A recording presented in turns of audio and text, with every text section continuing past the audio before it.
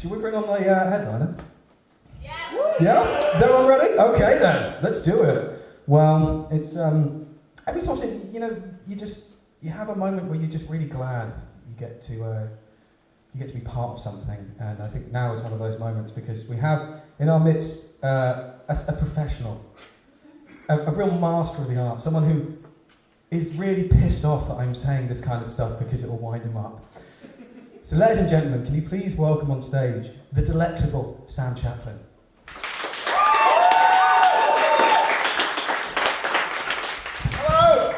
Hello.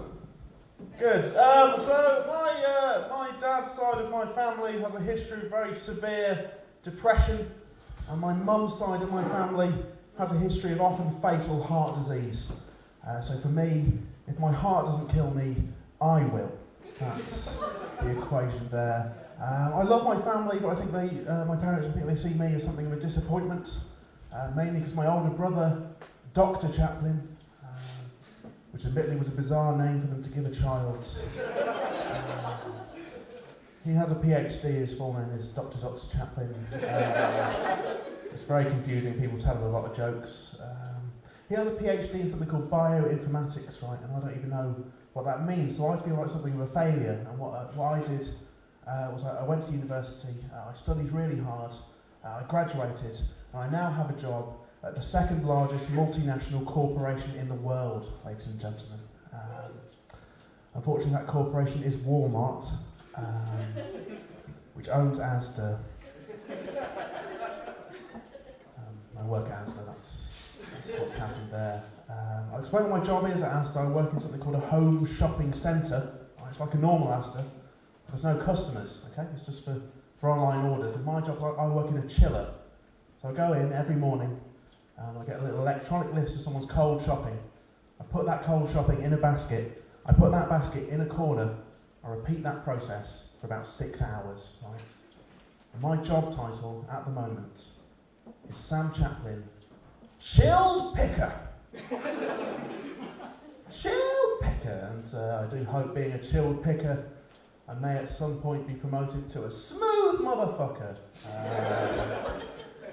Or perhaps demoted to a jive turkey, I don't know.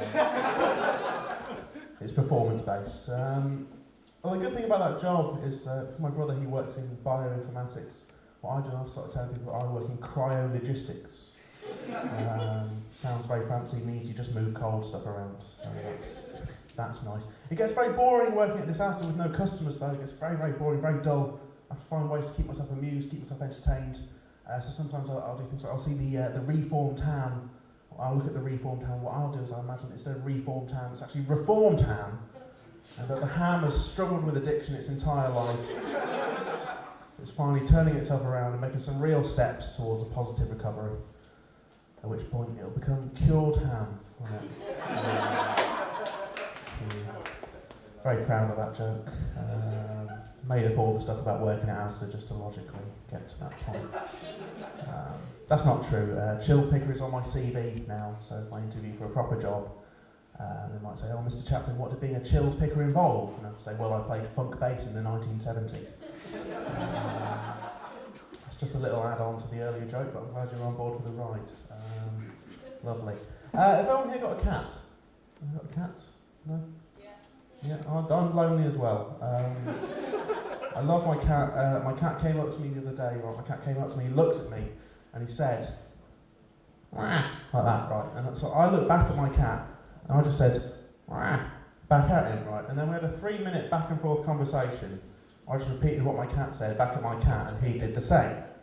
Now for me, that was hilarious. My cat, it must have been really confusing, right? Because from his point of view, the situation would have been this. I'm hungry. I'm hungry. What? What? Can you just give me food? Can you just give me food? You're a dick. I know you are, but what am I? Hey, boom, take that motherfucker. And that probably freaked my cat out, because he doesn't know I know how to say that in cat. course, speaking cat is a lot like speaking parcel tongue, only more abrasive. Potter fans? No. Okay. How do Hogwarts students get to tight spaces they slither in? Of course they do. So, you're all students, aren't you? Mostly, yeah? So, who here among you is into sort of weird sex? Don't all put your hands up at once, guys. No? No. No. That's very sweet. I'll take what I can get. Weird or otherwise. Probably weird. So, I'm not really into any kind of weird, unusual, kinky stuff, right? But I went out with a lady, and she was into BDSM, right? I don't know if anyone knows what that stands for. It's bloody delightful sexual mania. She was crazy, but she was lovely, but she was into this thing, right? And what she wanted me to be, ladies and gentlemen, was dominant. And I don't know if you can just tell by the way I said dominant.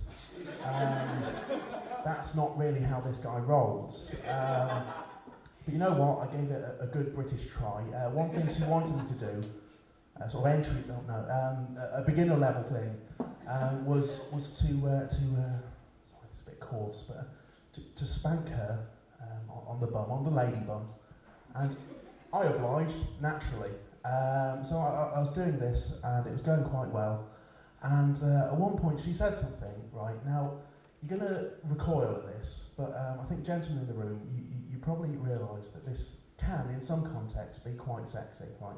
So I was, you know. And she said, "Harder, daddy," right? Now, I know, but in some situations, that's sexy, right? Lads, yeah, right.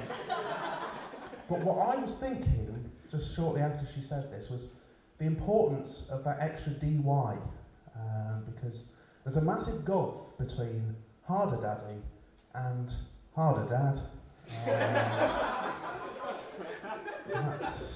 That's not what you want to be thinking in any kind of naughty situation, you know. Who's your daddy? Fine. Who's your dad? He's an insurance broker from Derbyshire. Why are you asking this now? What could you possibly gain from that? Why are you saying this? So you seem lovely. Would you like to hear the stupidest joke I've ever written in my entire life? Yeah. I'll ask that again. Would you like to hear the stupidest joke I've ever written in my entire life, ladies and gentlemen? Yeah. Okay, here we go. So I want you to use your imagination, right? I want you to imagine a competition, okay? Now the first prize for winning this competition is Ewan McGregor, ladies and gentlemen. First prize, Ewan McGregor. Yes, you're right to win.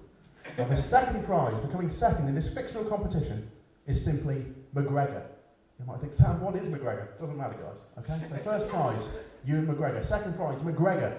Also important is that Ewan McGregor, the actor, is entering this competition. With that all in place, it's entirely conceivable that the following conversation could occur between a competition entrant and the competition organiser. So, what did I win? Ewan McGregor. I won Ewan McGregor? No. Ewan McGregor won Ewan McGregor, but Ewan McGregor.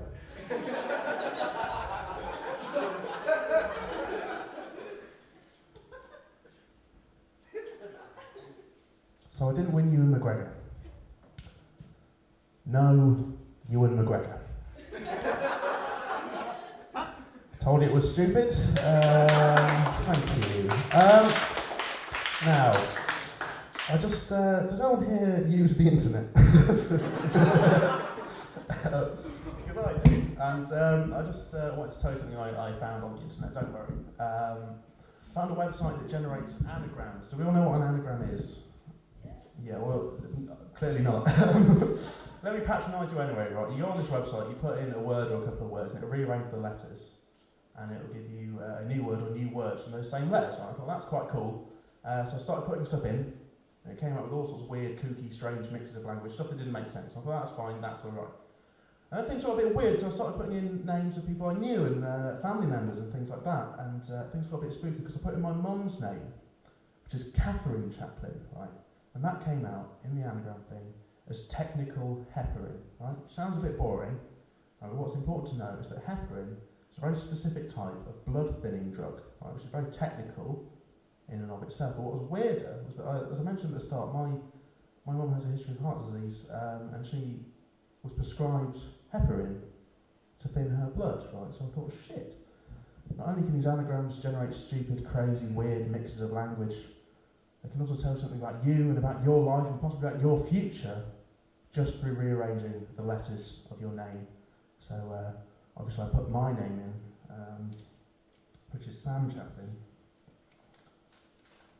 Well, that came out as Anal Chimps.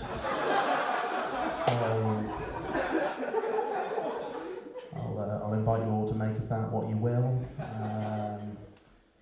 back to you. There you go. Take that home. Forget about it. Put it somewhere, forget about it. And then find it again and try and work out why on earth you have it. So again, you've been lovely. Cheers. Thank you. Good.